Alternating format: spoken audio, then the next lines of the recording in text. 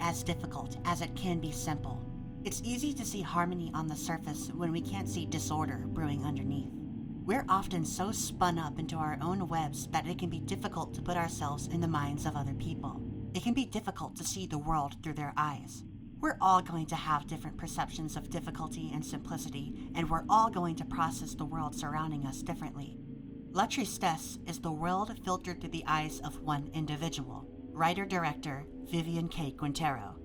Vivian tells this very personal story of hers with zero dialogue and with an eerie yet calming soundtrack made up of ambient droning music. Music is quintessential to Vivian because it drives her creativity, and it is the drive behind her thought process.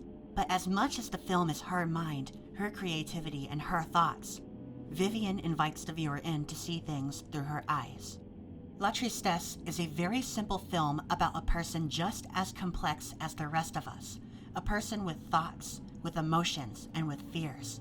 Vivian struggles with severe agoraphobia, an anxiety disorder which causes someone to avoid places and social interactions which may lead to embarrassment, panic, and feelings of helplessness. Vivian is comfortable in and finds peace in her own home, with the things she holds near and dear, such as her cat and her movie collection. But sometimes the outside world trickles in, and when an external force out of Vivian's control encroaches her solitude, Vivian can completely lose control. La Tristesse is filtered through a damaged and worn film look. The imagery in the film is often blurry and hazy, with incredibly high contrast images bleeding into each other.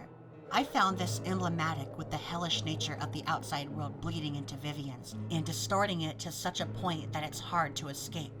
When Vivian isn't completely overwhelmed by her nightmarish and unwell lens of what's outside, the solace of nature brings about feelings of peace and hope.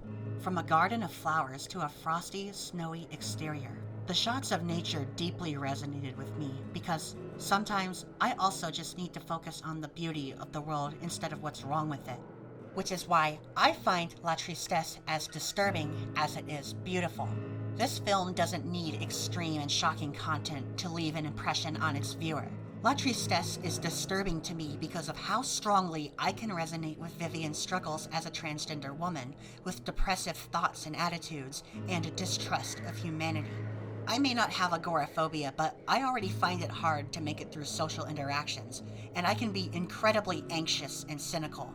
The world can be hellish, punishing, and unforgiving, and sometimes I just want to stay away from everyone because I fear what will come from the future. But oddly, this is what makes the film beautiful as well. La Tristesse has the ability to pull an individual out of their own headspace and place them into someone else's. You and me are just animals living among billions of others just like us in this race to survive, and part of survival is getting to know those around us. I went into Vivian's film with uncertainty and came out the other end sympathizing with her struggles. I guess you could say I had been engulfed by the sadness.